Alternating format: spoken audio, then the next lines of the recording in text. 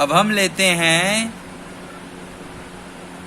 हैलोएरीन के अंतर्गत B part में हैलोएरीन के अंतर्गत बी पार्ट में बेंजीन नाभिक अवक्रिया में इलेक्ट्रॉन स्नेही प्रतिस्थापन अवक्रिया के अंतर्गत दूसरा उदाहरण लेते हैं नाइट्रीकरण, अर्थात हैलोएरीन का नाइट्रीकरण।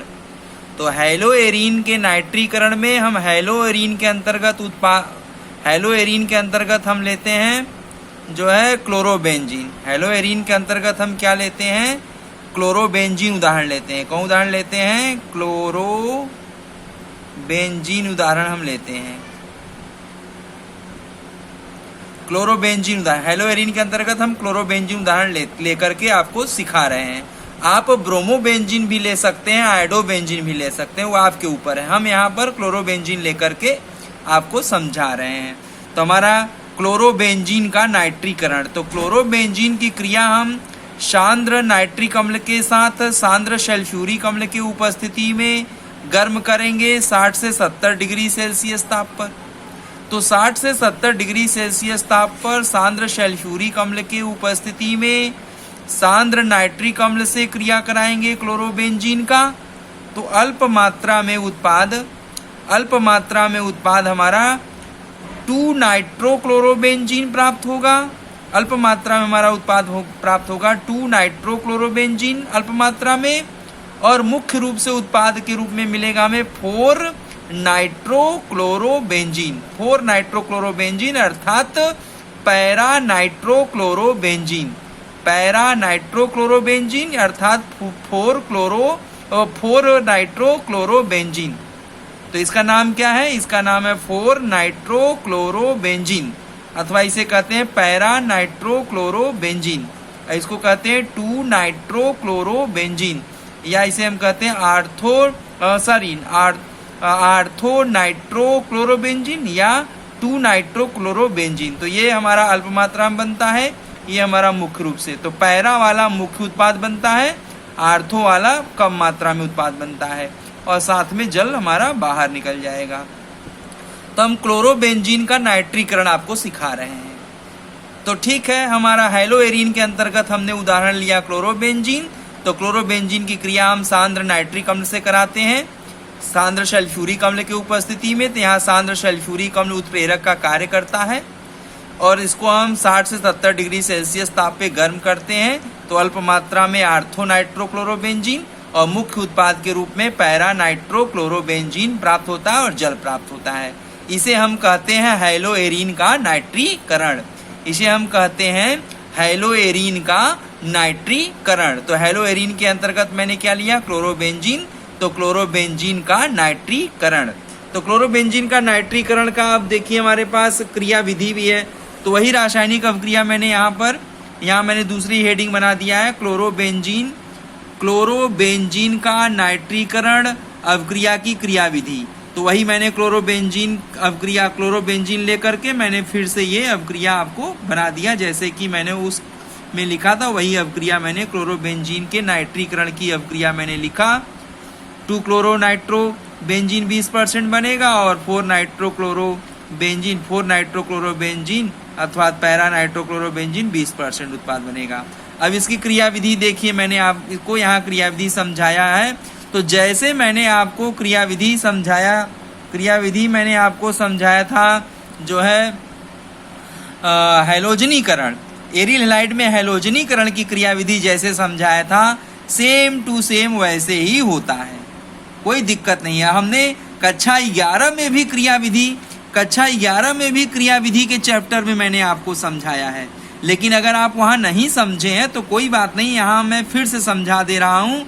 तो जैसे मैंने आपको हैलोजनीकरण के अंतर्गत क्रिया विधि बताया था, पहले पद में फॉर्मेशन ऑफ इलेक्ट्रोफाइल, दूसरे पद में जो है इलेक्ट्रोफाइल बेंजीन के रिंग पर आक्रमण करके मध्यवर्ती बनाता है, और तीसरे पद में प्रोटॉन त्याग कर उत्पाद का निर्माण करता है। तो ठीक उसी प्रकार क्लोरोबेंजीन के नाइट्रीकरण की क्रिया विधि, तो क्रिया विधि में पद नंबर 1, तो पद नंबर 1 है फॉर्मेशन ऑफ इलेक्ट्रोफाइल का बनना। तो कैसे इलेक्ट्रोफाइल बनता है देखिए यहाँ पर, सांद्र नाइट्रिक अम्ल ये क्या है, सांद्र नाइट्रिक अम्ल है, HNO3 है। यह सांद्र सल्फ्यूरिक अम्ल सांद्र H2SO4 से अभिक्रिया कर लेता है, माने ये अभिकारक ये उत्प्रेरक से अभिक्रिया कर लेता है। तो यहाँ उत्पाद बनता है इलेक्ट्रोफाइल NO2 धनायन। क्या बनता है, NO2 के ऊपर एक धन चार्ज जो है जिसका नाम है इलेक्ट्रोफाइल। यह इलेक्ट्रोफाइल की तरह कार्य करता है। और साथ में हमारा क्या बन जाता है, साथ में हमारा बन जाता है यहाँ पर जल बन जाता है। क्या बन जाता है, जल बन जाता है। और साथ में हमारा हाइड्रोजन सल्फेट HSO4 जिसका नाम है हाइड्रोजन सल्फेट आयन, इसके ऊपर ऋण चार्ज रहता है। यह हमारा क्षार की तरह कार्य करता है, तो ये हमारे पास HNO3 नाइट्रिक अम्ल सांद्र नाइट्रिक अम्ल सांद्र सल्फ्यूरिक अम्ल से अभिक्रिया करके NO2 इलेक्ट्रोफाइल बनाता है, जल बनाता है और HSO4 क्षार का निर्माण कर देता है। अब हमारा दूसरे पद में देखिए क्या होता है। दूसरे पद में हमारा है कि NO2 इलेक्ट्रोफाइल, जो हमारा ये NO2 इलेक्ट्रोफाइल है, यह क्लोरोबेंजीन, कहाँ, यह जो है क्लोरोबेंजीन के आर्थो स्थान पर या पैरा स्थान पर, आर्थो या पैरा स्थान पर आक्रमण करके मध्यवर्ती बनाता है। तो कैसे बनाता है, देखिए हम यहाँ पर दिखा रहे हैं। यह जो है क्लोरोबेंजीन है, तो क्लोरोबेंजीन का आर्थो स्थान तो यहाँ है और आर्थो स्थान हमारा यहाँ है और पैरा स्थान हमारा यहाँ है। ठीक है, तो या तो ये आर्थो स्थान से या हमारा जो है पैरा स्थान से आक्रमण करता है, पैरा स्थान से NO2 पर आक्रमण करता है। तो पैरा स्थान है, ये आर्थो स्थान है। तो आर्थो स्थान पर इलेक्ट्रॉन की डेंसिटी थोड़ी कम होती है, पैरा स्थान पर इलेक्ट्रॉन डेंसिटी ज़्यादा होती है अनुनाद के कारण। तो आर्थो वाला इस NO2 इलेक्ट्रोफाइल को 20% आकर्षित करता है और पैरा वाला स्थान NO2 इलेक्ट्रोफाइल को 80% से, अर्थात मुख्य रूप से पैरा स्थान पर इलेक्ट्रॉन की डेंसिटी ज़्यादा होती है, जिसके कारण इस इलेक्ट्रोफाइल को अपनी ओर आकर्षित करता है और मध्यवर्ती का निर्माण करता है। अर्थात दो प्रकार के मध्यवर्ती बनेंगे।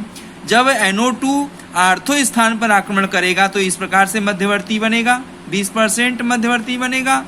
या जो है NO2 जो है पैरा स्थान पर, NO2 कहाँ, पैरा स्थान पर जो है NO2 अगर आक्रमण करेगा तो इस प्रकार से मध्यवर्ती बनाएगा, या 80% मध्यवर्ती का निर्माण करेगा। ठीक है, तो हमारे पास यह कैसा मध्यवर्ती है, सिग्मा कॉम्प्लेक्स मध्यवर्ती है। क्योंकि देखिए यहाँ सिग्मा बंद इस कार्बन पर, देखिए इस कार्बन पर क्या है, सभी सिग्मा बंद है। इस कार्बन पर भी देखिए सभी क्या है, सिग्मा बंद कॉम्प्लेक्स मध्यवर्ती बनाता है, जिसको हम आपको क्रियाविधि में पढ़ाए हैं। इसका नाम है एरोमेटिक कार्बोधनायन।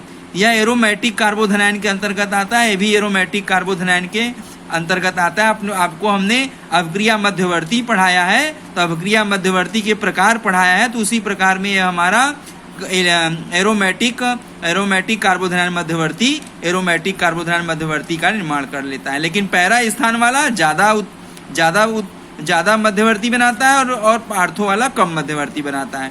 इसीलिए आर्थो वाला ज़्यादा उत्पाद बनाता है और पैरा वाला कम उत्पाद बनाता है। तो मुख्य रूप से हमारा पैरा वाला उत्पाद बनता है और अल्प मात्रा में आर्थो स्थान पर उत्पाद का निर्माण होता है। तो तीसरे पद में क्या होता है, हमारा तीसरे पद में देखिए, तीसरे पद में मैंने यहाँ लिखा है पद नंबर 3 में प्रोटॉन निकल कर उत्पाद बनाता है। तो प्रोटॉन निकल कर उत्पाद बनाता है, तो देखिए यह मध्यवर्ती हमने आर्थो वाला मध्यवर्ती दिखाया है। तो HSO4 जो हमारा यह क्षार है, यह क्षार आता है, इस प्रोटॉन को आकर्षित करता है। यह क्षार आता है, इस प्रोटॉन को क्या करता है, आकर्षित करता है। जब इस प्रोटॉन को आकर्षित करता है तो यह सिग्मा बंध अंदर जा करके यहाँ पर पाई बंध का निर्माण कर देता है। देखिए यहाँ पाई बंध का निर्माण हो गया और प्रोटॉन क्या हुआ, बाहर निकल गया। तो यह प्रोटॉन HSO4 से जुड़ करके H2SO4 बना लेता है। तो उत्प्रेरक जिस अवस्था में आया है उसी अवस्था में बाहर चला जाता है और यह उत्पाद बन जाता है। तो इस प्रकार का मध्यवर्ती ऐसा 2 नाइट्रोक्लोरोबेंजीन अथवा आर्थो नाइट्रोक्लोरोबेंजीन का उत्पाद बनाता है और यह 20% उत्पाद हमारा बनता है, अल्प मात्रा में उत्पाद बनता है। यदि हमारा ऐसा देखिए दूसरा मध्यवर्ती, जो पद नंबर 2 में 2 प्रकार का मध्यवर्ती बना था ना, तो एक प्रकार का मध्यवर्ती ये है, एक प्रकार का मध्यवर्ती है। अगर यह मध्यवर्ती देखिए, अब यह मध्यवर्ती जब HSO4 ऋणायन आता है तो प्रोटॉन को आकर्षित कर लेता है, तो प्रोटॉन जाता है HSO4 क्षार से, इससे जो है हमारा जो यहाँ क्षार है इसी क्षार से जाता है, ये प्रोटॉन एक्सेप्ट कर लेता है, ये क्षार इस प्रोटॉन को एक्सेप्ट कर लेता है, तो यहाँ का सिग्मा बंध अंदर जा करके पाई बंध का निर्माण कर देता है। तो हमारा उत्पाद 4 नाइट्रोक्लोरोबेंजीन अर्थात पैरा नाइट्रोक्लोरोबेंजीन का उत्पाद बन जाता है। यह उत्पाद हमारा 80% बनता है, अर्थात मुख्य उत्पाद हमारा बन जाता है। तो ये तो हुआ हमारा एरिल हैलाइड में नाइट्रीकरण। तो एरिल हैलाइड में नाइट्रीकरण अभिक्रिया और एरिल हैलाइड में नाइट्रीकरण अभिक्रिया का क्रिया विधि मैंने आपको समझाया। तो एरिल हैलाइड में मैंने उदाहरण कौन सा लिया? तो एरिल हैलाइड में मैंने उदाहरण लिया था क्लोरोबेंजीन का, तो क्लोरोबेंजीन का नाइट्रीकरण। तो एक बार फिर से सुन लीजिए, क्लोरोबेंजीन का नाइट्रीकरण, इसका क्या होगा? क्लोरोबेंजीन का नाइट्रीकरण देखिए, सुनिए ध्यान से। 60 से 70 डिग्री सेल्सियस ताप पर सांद्र सल्फ्यूरिक अम्ल की उपस्थिति में क्लोरोबेंजीन की क्रिया सांद्र नाइट्रिक अम्ल से कराते हैं तो अल्प मात्रा में आर्थो नाइट्रोक्लोरोबेंजीन और मुख्य उत्पाद के रूप में पैरा नाइट्रोक्लोरोबेंजीन बनता है। इसे क्लोरोबेंजीन का नाइट्रीकरण कहते हैं। तो जैसे मैंने क्लोरोबेंजीन का नाइट्रीकरण बोला, इसी तरीके से आप क्लोरोबेंजीन के जगह पर ब्रोमोबेंजीन ले लेंगे तो ब्रोमोबेंजीन का नाइट्रीकरण हो जाएगा। अब क्लोरोबेंजीन के जगह आयोडोबेंजीन ले लेंगे तो आयोडोबेंजीन का नाइट्रीकरण हो जाएगा। आप बनाइएगा, समझ गए? और क्रिया विधि भी ऐसे आपकी चलेगी। तो ये हो गया क्लोरोबेंजीन का नाइट्रीकरण, जो मैंने आपको अभिक्रिया बोला और ये अभिक्रिया दिखा भी रहे, इसको आप लिख लीजिएगा। अब इस क्लोरोबेंजीन के नाइट्रीकरण की क्रिया विधि कैसे होती है, तो मैंने आपको क्रिया विधि समझा दिया। क्लोरोबेंजीन के नाइट्रीकरण की क्रिया विधि क्या है? तो क्रिया विधि हमारा है पहले पद में फॉर्मेशन ऑफ इलेक्ट्रोफाइल। पहले सांद्र सल्फ्यूरिक अम्ल सांद्र H2SO4 से अभिक्रिया करके NO2 इलेक्ट्रोफाइल बनाता है, जल बनाता है और HSO4 क्षार बनाता है। फिर दूसरे पद में क्या होता है? NO2 इलेक्ट्रोफाइल क्लोरोबेंजीन के आर्थो या पैरा स्थान पर आक्रमण करके मध्यवर्ती बनाता है। कैसा मध्यवर्ती? अल्फा सिग्मा कॉम्प्लेक्स मध्यवर्ती, एरोमेटिक कार्बोथेनाइन मध्यवर्ती का निर्माण कर देता है। तो आर्थो पर आक्रमण करेगा तो ऐसा मध्यवर्ती, और पैरा पर आक्रमण करेगा तो ऐसा मध्यवर्ती का निर्माण होगा। फिर मध्यवर्ती क्या करता है? यह मध्यवर्ती क्या करता है? मध्यवर्ती में से प्रोटॉन जो है निकलकर उत्पाद का निर्माण कर देता है। तो उत्पाद कैसे बनाता है? तो ये क्षार आता है, प्रोटॉन को एक्सेप्ट कर लेता है, तो प्रोटॉन यहाँ से निकल जाएगा और यह सिग्मा बंध अंदर जा करके पाई बंध का निर्माण कर देगा और उत्पाद हमारा बन जाएगा। उसी प्रकार हमारा यह मध्यवर्ती भी में क्षार HSO4 क्षार आएगा, प्रोटॉन को एक्सेप्ट कर लेगा, ग्रहण कर लेगा, आकर्षित कर लेगा, तो यह प्रोटॉन यहाँ से निकल जाएगा और यह सिग्मा बंध अंदर जा करके यहाँ पर पाई बंध का निर्माण कर देगा और हमारा यह उत्पाद बन जाएगा। तो हमारा पैरा उत्पाद मुख्य रूप से बनता है और आर्थो उत्पाद जो है अल्प मात्रा में बनता है। तो ये हमारा हुआ क्लोरोबेंजीन का नाइट्रीकरण। अब देखिए हमारे पास क्लोरोबेंजीन का नाइट्रीकरण में देखिए हमारे पास यदि हम यही क्रिया 100 से 110 डिग्री सेल्सियस पे कराएं, यदि क्लोरोबेंजीन की क्रिया देखिए हम दिखा रहे हैं आपको, क्लोरोबेंजीन की क्रिया सांद्र नाइट्रिक अम्ल के साथ करा रहे हैं, लेकिन 3 अणु लेकर करा रहे हैं। क्लोरोबेंजीन की क्रिया सांद्र नाइट्रिक अम्ल से करा रहे हैं 3 अणु के साथ, अर्थात एक से साफ नाइट्रिक अम्ल के साथ करा रहे हैं सांद्र सल्फ्यूरिक अम्ल के उपस्थिति में। सांद्र सल्फ्यूरिक अम्ल की उपस्थिति में क्लोरोबेंजीन की अभिक्रिया 3 अणु नाइट्रिक अम्ल से करा रहे हैं और कितने टेम्परेचर पर गर्म कर रहे हैं? 100 से 110 डिग्री सेल्सियस ताप पे गर्म कर रहे हैं। तो ये इसमें इस HNO3 से जो NO2 इलेक्ट्रोफाइल बनेगा, वह NO2 इलेक्ट्रोफाइल एक साथ इस आर्थो पर और यहाँ पैरा पर भी, मतलब हमारा जो है यहाँ इस HNO3 के द्वारा जो NO2 इलेक्ट्रोफाइल बनेगा, वह इलेक्ट्रोफाइल इस आर्थो पर, इस पैरा पर, तीनों जगह पर, दोनों आर्थो पर और एक पैरा पर, तीनों पर एक साथ आक्रमण करेगा और एक साथ उत्पाद बनाएगा। क्या? 2। ये हमारा स्थान अगर देखा जाए, अगर हम यहाँ से गिनती करें तो ये 1, यहाँ 2, यहाँ 3 और ये 4 और ये 5 और ये 6। तो हमारा कौन सा उत्पाद बनेगा? इसको हम बोल सकते हैं 2, 4, 6 ट्राई नाइट्रो क्लोरो बेंजीन।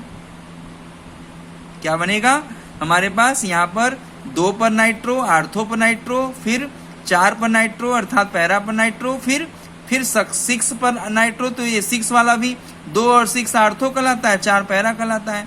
तो हमारे पास दोनों आर्थो पर और पैरा पर एक साथ NO2 इलेक्ट्रोफाइल आक्रमण करके 2, 4, 6 2, 4, 6 ट्राई नाइट्रो क्लोरो बेंजीन उत्पाद का निर्माण कर देगा और 3 अणु जल बाहर निकल जाएगा। तो यदि हम क्लोरोबेंजीन की क्रिया सांद्र नाइट्रिक अम्ल से सांद्र सल्फ्यूरिक अम्ल की उपस्थिति में 100 से 110 डिग्री सेल्सियस ताप पर गर्म करते हैं तो हमारा 2,4,6 ट्राई नाइट्रो क्लोरोबेंजीन का निर्माण हो जाता है। इसे भी क्लोरोबेंजीन का नाइट्रीकरण भी कहते हैं। तो ये हमारा हो गया क्लोरोबेंजीन का नाइट्रीकरण, जो मैंने आपको क्लोरोबेंजीन का नाइट्रीकरण की अवक्रिया आपको समझाया, उसकी क्रियाविधि समझाया। और ये हाई टेम्परेचर पर जब अवक्रिया होगी 3 अणु HNO3 के साथ, तो एक साथ 2, 4, 6 पर 3 NO2 इलेक्ट्रोफाइल एक साथ आक्रमण करके उत्पाद बनाएंगे 2, 4, 6 ट्राई नाइट्रोक्लोरोबेंजीन। यह भी मैंने आपको समझा दिया। ठीक है, तो हमारा हेलोएरीन का नाइट्रीकरण खत्म हो गया, जिसमें मैंने क्लोरोबेंजीन का उदाहरण लेकर के आपको बताया।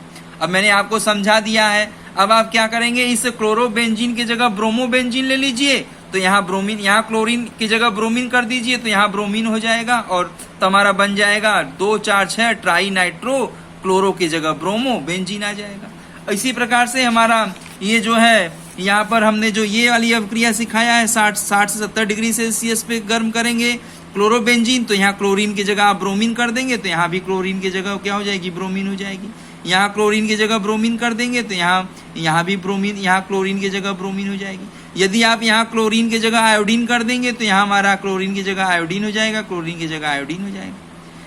समझ गए? तो ये हमारा क्लोरोबेंजीन के द्वारा मैंने सिखाया। ब्रोमोबेंजीन, आयोडोबेंजीन के द्वारा भी यह क्रिया आप लिख सकते हो, क्रियाविधि लिख सकते हो। क्रियाविधि ब्रोमो, अगर यहाँ ब्रोमीन लगा देंगे तो क्रियाविधि में कोई परिवर्तन नहीं होगा, जस का तस होगा। बस इसमें क्लोरीन की जगह आप ब्रोमीन कर दोगे। समझ गए? ठीक है, तो आज के लिए बस इतना ही, मैंने आपको समझा दिया। अब ये क्लोरोबेंजीन का नाइट्रीकरण आपको मैंने बताया। फिर जो है क्लोरोबेंजीन का नाइट्रीकरण के बाद क्लोरोबेंजीन की क्रियाविधि मैंने आपको समझा दिया। ये देखिए क्रियाविधि मैंने आपको समझा दिया, है ना? क्रियाविधि आपको समझा दिया। अब तीसरा पद की क्रियाविधि समझा दिया आपका, ऐसे क्रियाविधि होता है। ये देखिए आपको ये क्रियाविधि मैंने आपको पद नंबर 3 का समझा दिया। फिर आपको देखिए पद नंबर 3 की क्रियाविधि समझा दिया।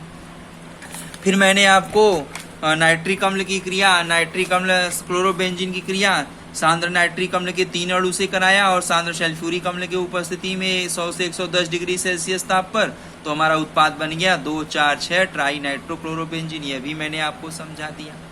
तो हमारा आज के लिए बस इतना ही। धन्यवाद।